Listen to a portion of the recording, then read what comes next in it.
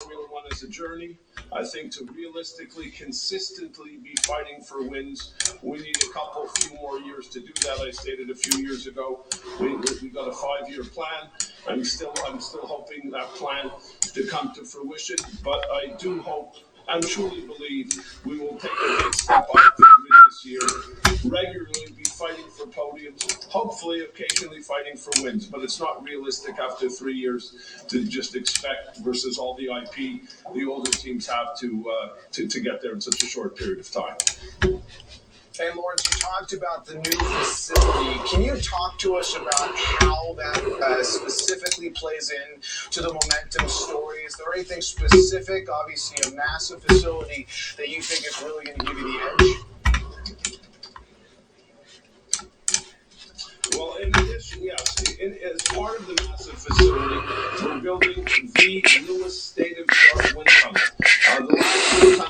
Right, guys, welcome to the live trading stream. Just sent out the links to the group, so let's give it a few seconds, give it a couple of minutes, and then we'll dive straight into it. Today has been an amazing day for trading, so well done to everyone involved. Like we said, we're going to kind of, it's a little bit more chilled out on the crypto side of things. We're trading a lot more FX, equities, and commodities. The oil trades today absolutely popped off, as well as the FX trades. This was one that we got in, but it kind of lagged out, slowed down.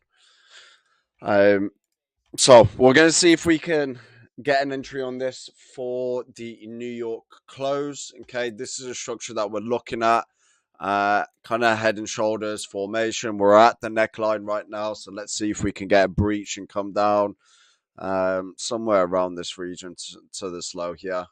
First target down to the bottom of these, opens and closes, and then we've got that structure there that we're going to play to, see how price action kind of reacts.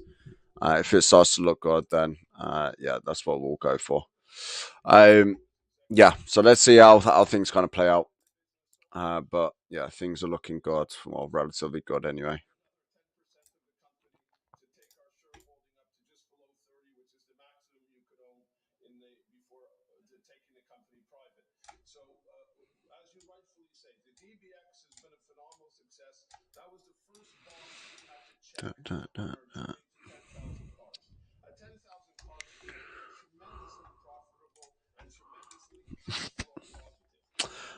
Those are just joining us, feel free to message us in the chat with anything that you wish to go over. That's cool. Yeah, but euro, Australian dollar is what we're looking for. Let's go short, see if we can break out of this head and shoulders. That would be nice. First target, second target, we'll get out right there. Set yourself just above that if things start to look like they're turning around. So we'll have it all. And well, keep an eye on that for sure. In terms of Bitcoin, I mean, we sent out a few trades, capitalized on the last one.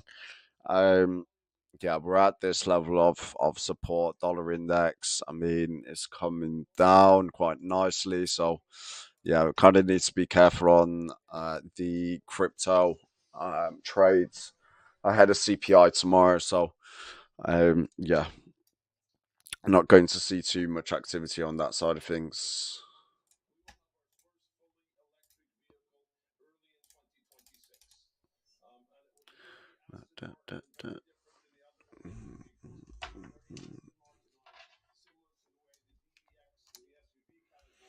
Bear with me, let me sort my camera out.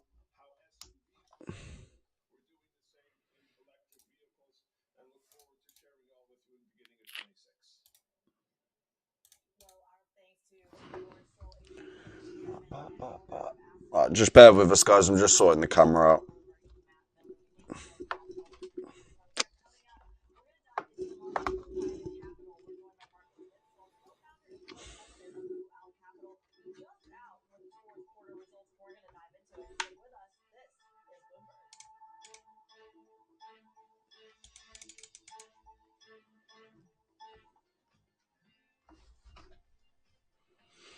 I will do it like this.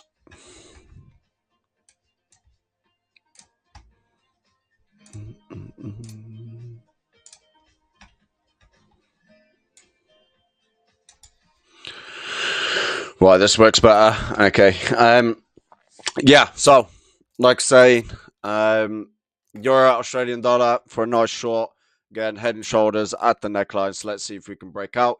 If it continues to fail, then I mean it's going to rebound quite nicely and push back up. So it'll be a trade on either end. Ideally, we want it to break from the head and shoulders. We'll see a bit of a nicer reaction. Currently, obviously, just pushing up slightly. Still relatively weak buy side volume on the lower time frame. So let's see if we can kind of stick to this and start moving down. That'll be nice. We get in on a nice short on euro Australian dollar. So yeah, in terms of Bitcoin, as explained at support, obviously we've got CPI ahead. There's going to be a lot of optimism for another month or the fourth month running in for weaker CPI. So obviously that's going to be bullish for risk on assets. So yeah, we just need to be careful. We're just going to hold off, let CPI come out, and then we'll start putting out some more crypto trades. Yeah, I mean, things still kind of pushed down over the course of today, still looking relatively bearish, but I mean, this is a decent reaction back up. So, especially if it pushes past this previous structure here, then it does look like that's probably a short-term bottom for now, and you're probably going to see a bit more of a reaction. Prices pushing up a bit higher. So, yeah.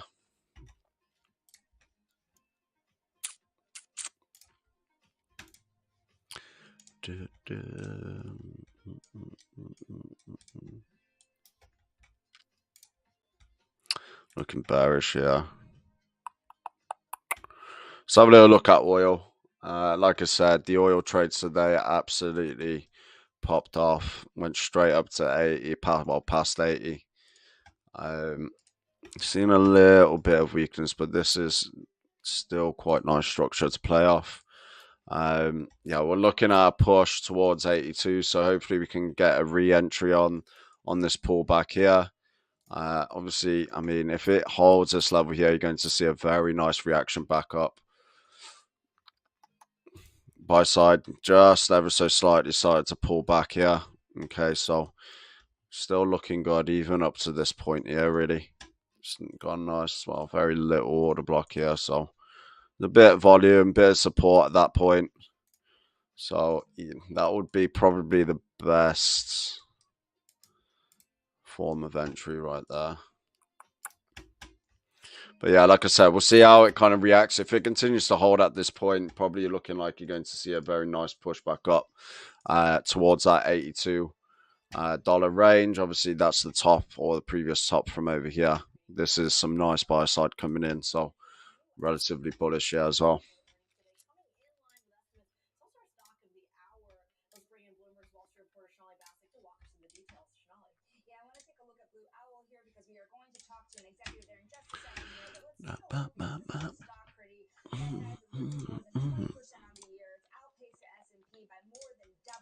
Today it's roughly flat after reporting earnings. They were in line with their targets for the year, but when you look at what analysts are saying about the stock, they believe that earnings and revenue will start to increase throughout the year.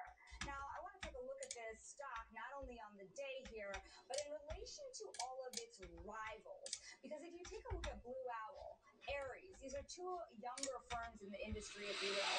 And if you take a look at tracks over there in yellow, and it's just about in line with Ares, which are more credit heavy. But if you take a look at it versus KKR, for example, or even Blackstone, they're outpacing the traditional private equity managers. So for more insight on why private credit is really outperforming here in the market, we're going to bring relatively good. He is the co-founder and co-president of Blue Owl Capital.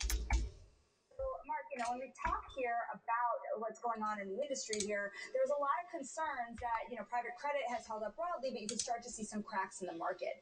To the extent you do start to see those cracks, where do they start to show up? Well, thank you for having me. It's always a privilege to be here with you in particular. We today have a business that has been built on stability, predictability, and growth. And in point of fact, the first question of where did that show up? Mike Howell deep will those fissures be is exactly what differentiates. Looks like it's holding here. Because we're all a fee-based earning business with very predictable, stable growth. We don't have carry in our model. Performance dependency, which is why when you look at our numbers, we talked about last spring. That makes us a pretty unique animal relative to others. After the tumult of 2022, we actually did exactly what we said, which is what we should do with a model that's built for those kinds of cracks and fissures and to perform right through it. So very weak sell side. I think we're going to take a long here. Just keep it very, very tight. What is going to kind of hit the industry that you have to avoid? So by having products that we focus on in our real estate business, our GP solutions, and our direct lending, Pushing towards 82. about principal preservation and protection, stability during times of uncertainty, with very strong current yields. And in fact, in direct lending, our largest business, we actually benefit from rising rates because we do is lend money to companies on a floating rate basis. So as rates have risen, in point of fact, our returns to investors have gone up. So during the course of 2022, I would love a short here. the results are going to be better than you would thought. Well, that's a pretty good place to be in this environment. Well, Mark, you mentioned the direct lending piece of your equation. Why don't you factor in things like public markets really opening up this year in a way that really haven't in 2022? Doesn't it just make sense for credit investors to hop Just looking very nice on the hourly. Very, very nice. Thank you for that question. The bottom line is direct lending over the long arc of time, and we see it again this year, meaningfully outperforms. Now, why does it outperform? Most importantly, from a Blue Owl point of view, it's not a monolith. Direct lending, credit's not a monolith. What we focus on is credit quality. That is really lending to the biggest companies. And if you look over 2022 and you look at where private lenders have been, if you look at the largest take privates, realize that half of those take privates were funded by private credit. And frankly, we were one of the leads in almost every one of those investments. And these are large, very high quality companies. So the result of all that. All right, let's take a short here on Euro, Australian dollar. Let's go for it. I'm going to keep the stop loss nice and tight.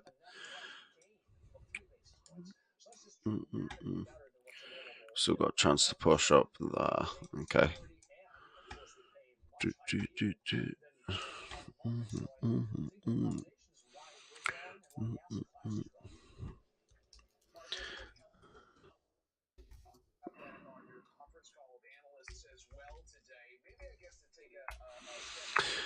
Yeah, right. We're going to add some lots here to go short. If it pushes up, okay, this is our final point. Okay, so we'll add some lots here and add some lots of that 50 whenever it touches. If it pushes back up, that's our final point of adding lots and just keep the stop loss relatively tight.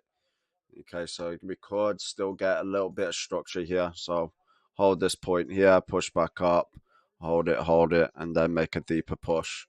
But on the hourly, it's looking nice. Got a head and shoulders, so hopefully we can make that break again. If it continues to kind of fail to break through, then yeah, we'll pull the plug on it nice and early.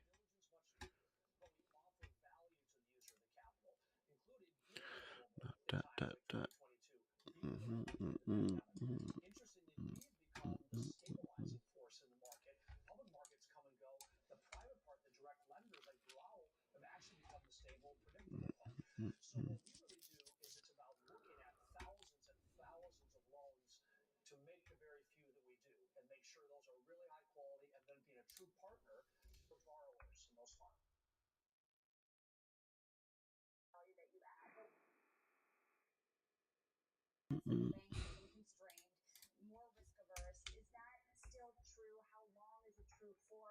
And where does that put you in the equation? So the bank's models have changed over a very long period of time, as you well know, and really moving from the lending business to the syndication business. And so we really don't see the banks as competitors in the classic sense. They're not looking to actually make the loans to these companies.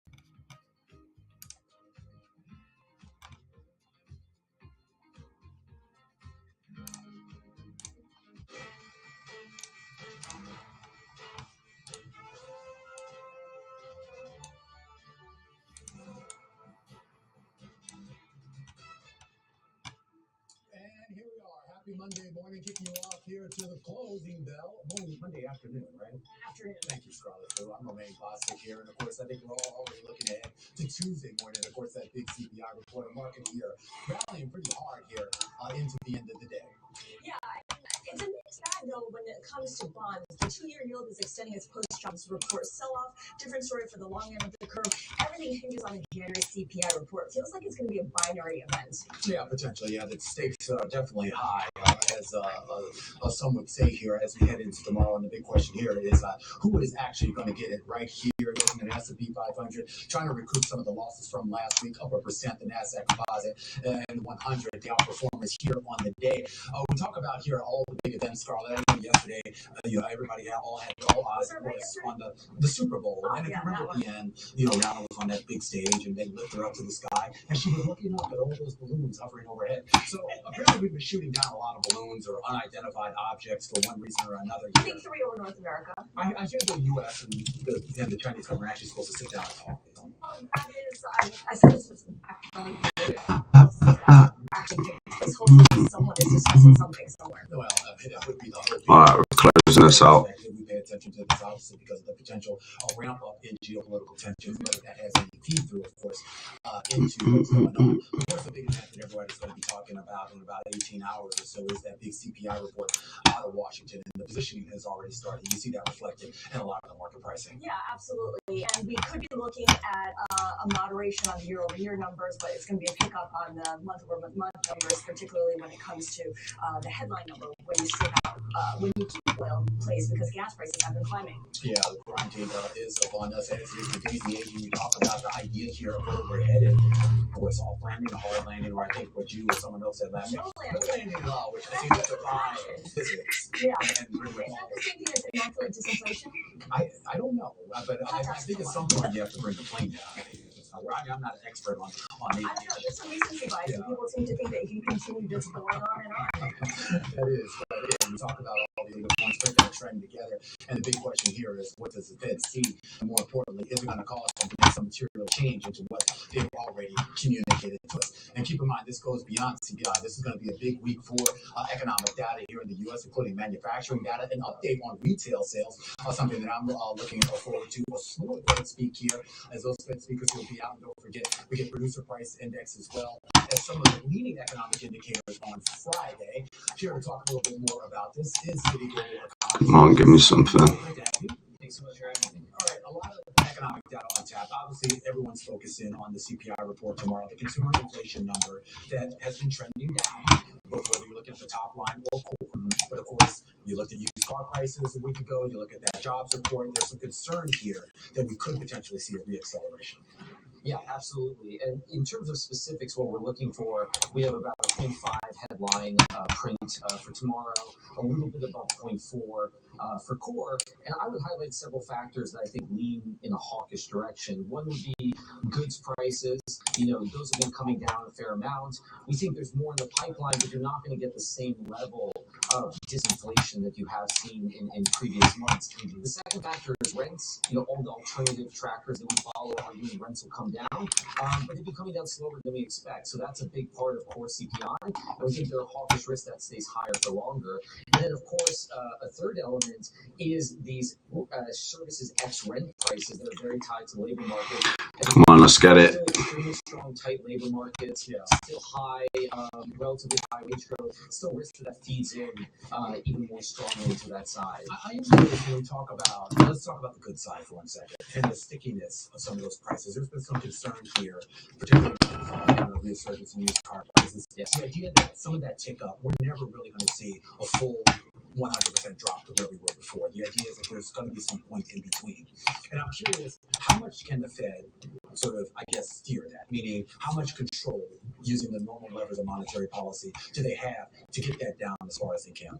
That's a great question. And we think most of the sort of high goods price growth that we saw in this episode was driven by supply chain disruptions.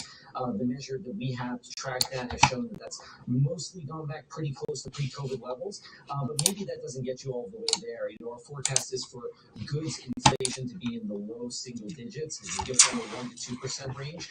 That's a little bit higher than it was pre-COVID, when it was sort of zero, even deflationary times. And maybe, as you said, there are factors like anti-globalization, other things going in reverse that keep us in the high. There's maybe some limit to what the Fed can do. I think in the UK, with goods inflation, Right, we're looking a little bit nicer here. Okay, let's see if we can kind of start really ramping up. That would be nice. Okay, so that's a good picture. What about services? So much of that is tied in how people are spending. During the pandemic, people were spending on things to outfit their homes. And as people came out and started reopening, the economy reopened, people started spending on services. How much service spending have we recovered? Have we recouped? Yeah, related to this dynamic, we think we've recovered probably about half of the shortfall that we've seen in services. So we think there's a fair amount of room to run. One thing I would highlight there is if you look, consumers still have a lot of excess savings built up in the pandemic on their balance sheet. The number everyone kind of cites is around 1.2 trillion, but we think it could be maybe 500 billion higher than that, or maybe even a bit more. So we think there's a lot of pent-up power on consumer balance sheets.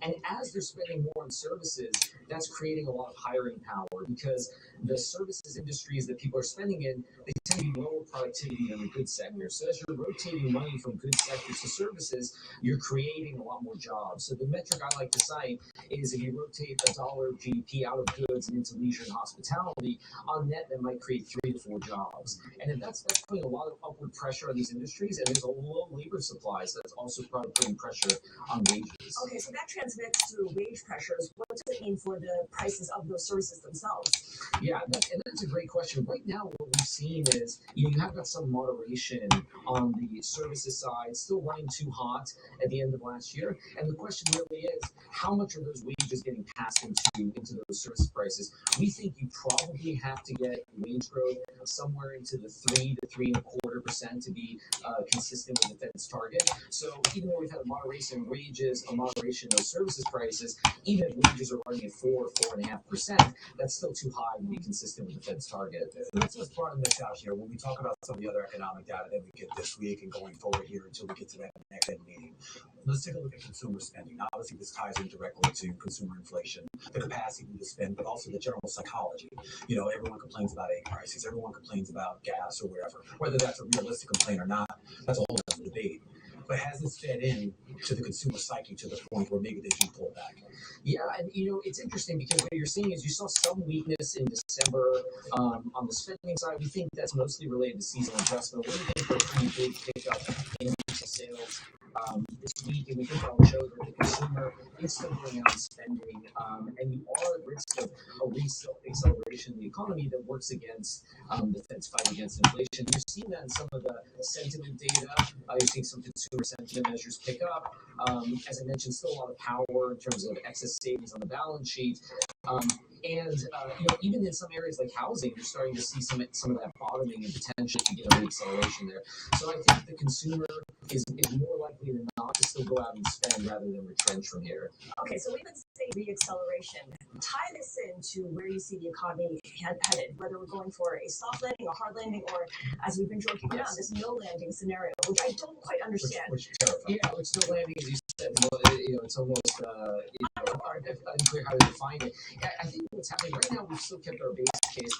Looking nice. In the second half, that's mostly driven by the Fed tightening cycle.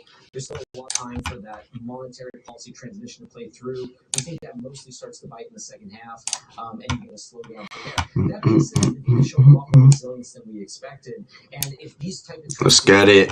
You may be in a scenario where you don't get necessarily a technical recession, but maybe a period of slower growth, or that recession just gets pushed out to next year. I will say one thing that's tricky is we have an extremely strong labor market, but historically the labor market is more last to turn in the cycle. cycle. So, if you look at measures like the jobless claims or payrolls, they pretty much always turn when you go into recession, but they return as you're going into maybe a month or 2 or 3 before. So it's hard to tell from the numbers we're seeing, what the next second half's going to look like. I have a bit of an esoteric question, and it may be a dumb one, but as an economist, I mean, we're sort of hammered into this idea about business cycle. Basically, have to have these peaks and these troughs. That's just normal. This is what we get. See if we can break out this neckline, this head and shoulders on the 1 hour. Yeah, I should see a nice reaction. Okay, so we got a little bit of support of this previous structure here. So yeah, hopefully we can kind of smash through that one, go to the next one, and then finally I'll take profit all the way down here. We've put it at 1.534. So yeah, let's see how things kind of map out here. Should be good.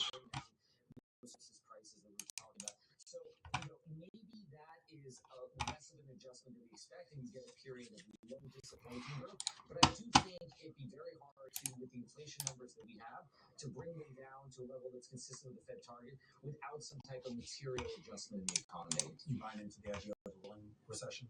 Yes. Well, it depends on which area.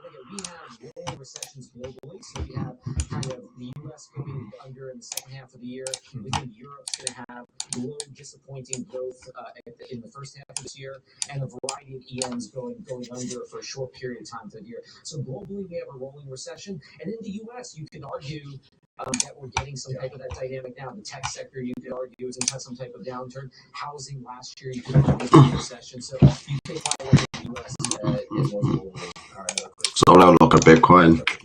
Yeah, it really isn't much happening.